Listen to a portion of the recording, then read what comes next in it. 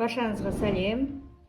Бүгін мен дрожжевое слоеное тестоден рогаликке істеп көрсетіп берейін деп жатырмын. Қазір мына қамырды, мынау дрожжевое слоеное тесто өстіп жаю керек болады. Долькамен майдалап кесіп, соның процесін қазір көрсетемін. Қамырымды жайып қойдым. Енді қазір рогалик жасау үшін осылай кесу керек болады.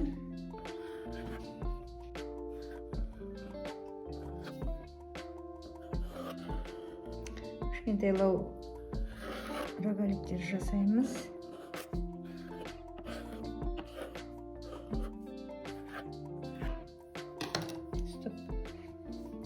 Осылай рогаликті жасау керек болады, орау керек болады.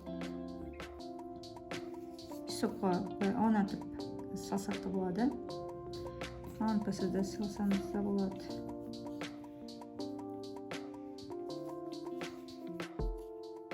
Аунатқа жаққан кезде көрсетеміз.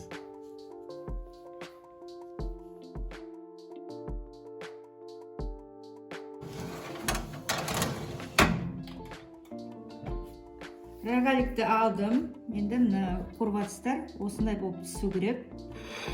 Арасына кейбір рогаликке мен ореховый крем салдым. Кейбірлеріне салған жоқпын. Өздеріңіз білесіздер енді. Салғыларыңыз келсе, сгущенка салуға болады, шоколадный крем салуға болады, изюм салуға болады, әртүрлі салуға болады негізі бұл рогаликке.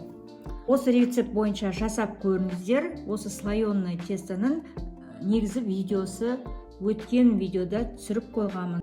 Видео ұнаса комментарий жазып, лайк басып кетіңіздер. Видеоның астында телеграм ссылкасы бар, инстаграм ссылкасы бар.